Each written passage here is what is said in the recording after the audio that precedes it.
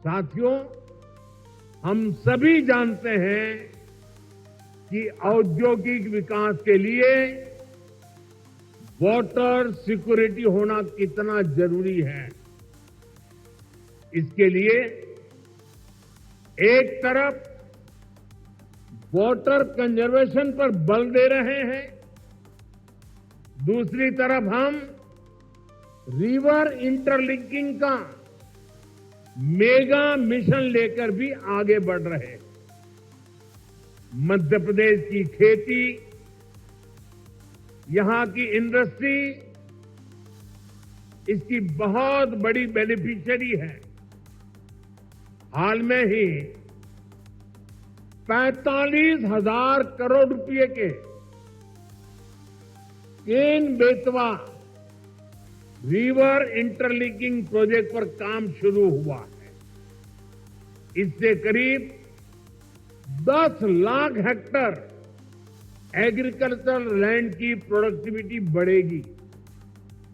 इससे एमपी में water management को भी नई ताकत मिलेगी।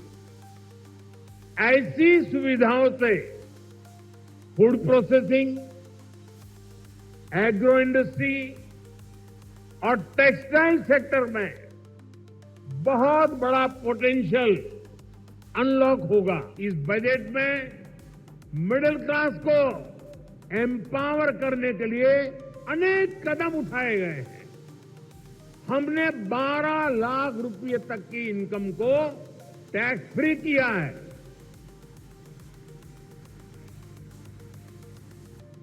टैक्स स्लैब्स को रिस्ट्रक्चर किया। बजट के बाद आरबीआई ने भी ब्याज दरें घटाई हैं। साथियों, बजट में लोकल सप्लाई चेन के निर्माण पर बल दिया गया है ताकि मैन्युफैक्चरिंग में हम पूरी तरह से आत्मनिर्भर हो सकें।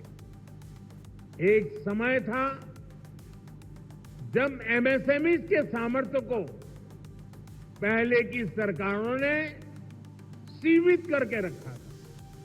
इसके कारण भारत में लोकल सप्लाई चेन उस लेवल पर विकसित नहीं हो पाई।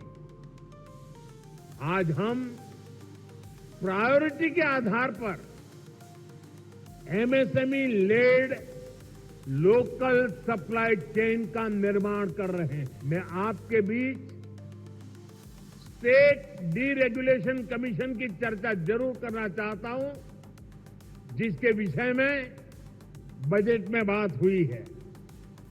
हम राज्यों के साथ निरंतर बातचीत कर रहे हैं। राज्यों के साथ मिलकर बीते वर्षों में हमने 40,000 से ज्यादा कंप्लायंसेस को कम किया है। बीते सालों में ऐसे 1500 कानूनों को खत्म किया गया है जो अपना महत्व खो चुके थे। हमारा मकसद यही है कि ऐसे रेगुलेशंस की पहचान हो जो ईज ऑफ डूइंग बिजनेस के रास्ते में रोड़ा है। डीरेगुलेशन कमीशन राज्यों में इन्वेस्टमेंट फ्रेंडली रेगुलेटरी इकोसिस्टम बनाने में मदद करेगा।